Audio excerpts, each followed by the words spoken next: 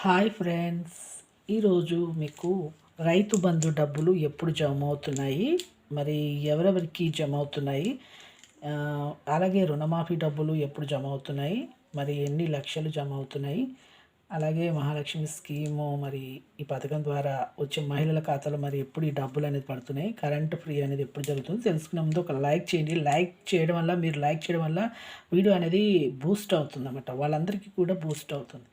ఇక వాళ్ళందరికీ కూడా వీడియో అనేది బూస్ట్ అవుతుంది, అందరికీ కూడా తెలుస్తుంది అనమాట ఇన్ఫర్మేషన్. ఇక లేట్ చేయకుండా అయితే వీడియోలోకి అయితే వెళ్ళిపోదాం. ఇక రైతులందరికీ అయితే అదృష్ట శుభవార్తనండి. రైతు బంధు డబ్బులు అయితే మనకి ఇక 3 ఎకరాల వరకు అయితే ప్రతి ఒక్కరికి అయితే పడ్డాయి. ఎవరికైతే పడలేదు వాళ్ళకు కూడా పడతాయండి. చాలా కోట్లు అయితే నిధులైతే ఇప్పుడు మనకు విడుదలైతే చేయడం జరిగింది. ఇంతకుముందు 2 కోట్ల అప్పు మన సీఎం రేవంత్ రెడ్డి గారు సెంట్రల్ గవర్నమెంట్ నుంచి అయితే రైతు బంధు డబ్బులు అయితే కేటాయించడం జరిగింది. ఇప్పుడు క్యాస్టుల వారిగా, జిల్లాల వారిగా వేశారు. కానీ ఇప్పుడు ప్రతి ఒక్కరికైతే వేస్తాము అనేసి చెప్పడం జరిగింది. ఇక మీకు రేపు నుంచి అయితే మీకైతే వేయడం జరుగుతుందండి. ఖచ్చితంగా అయితే ప్రతి ఒక్కరికైతే ఇన్ఫర్మేషన్ అయితే తెలుసుకోండి. రైతు బంధు డబ్బులు 3 నుంచి 10 ఎకరాల వరకు అయితే ప్రతి ఒక్కరికి వేస్తామని చెప్పడం జరిగింది. పట్టా passbook xerox, Aadhaar card xerox, bank passbook xerox అయితే మీరైతే సబ్మిట్ చేయండి.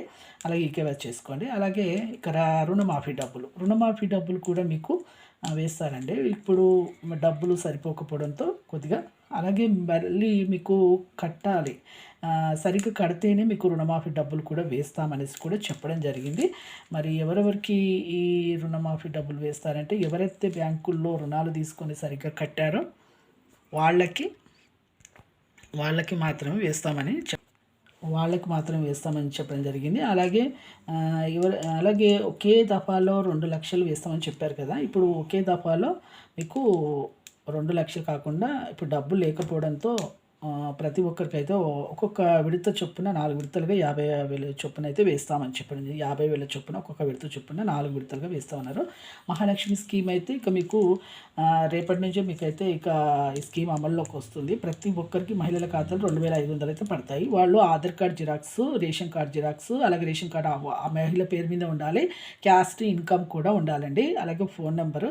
క్యాస్ట్ ఇన్కమ్ ఎందుకంటే మీకు ఏమైనా ప్రాపర్టీస్ ఉన్నాయా, ఏమైనా ఆస్తులు ఉన్నాయా అంటే భూములు, ఒక బిల్డింగ్ ఉన్నా, ఒక భూమి ఉన్నా, అలాగే కొన్ని ప్రాపర్టీస్ ఆస్తులు అనేది ఉండకూడదు. అలాగే మీకు గవర్నమెంట్ జాబ్ అనేది ఉండకూడదు.